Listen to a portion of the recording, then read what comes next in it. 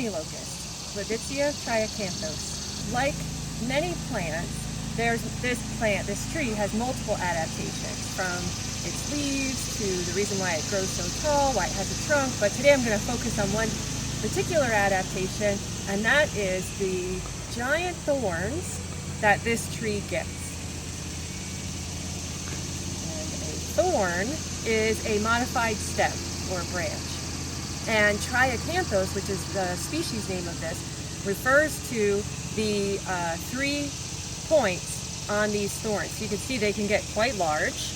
Here, there's 3 points, 1, 2, 3. And if you take a look at, this is an old branch that I've taken, but you can see a lot of these thorns have 3 points on them. So that's where triacanthos come from. So you may wonder why the thorns are this big. And these thorns tell you a little bit about the history of this plant.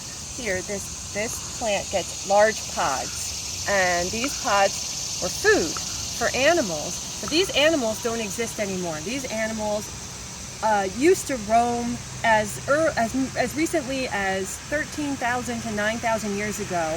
In this area, we had camels and ground sloths and mastodons, and they, this giant charismatic megafauna, would feed on these big pods, and the pods were very sweet to eat, and this is how the trees got moved around. But the plant wanted to protect itself as well, and so from these giant mouths it evolved to have these giant thorns to protect itself. So even though we don't have those animals anymore, they all went extinct, the plant still tells us about the history of this place by the thorns that it has. The honey locust is an important part of the Arboretum's collection because it is used widely, actually, in landscape. So for our students to learn it is really important.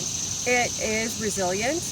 It has great potential for withstanding the predicted change in our climate that is coming. So it is really part of our collection. And this one in particular, our tree here, is the 3rd largest of its kind in the state of Pennsylvania. So it's one of our champion trees, and it's a survivor tree. So it survived the storm, the tornado of 2021, and is here as one of our large trees in our collection.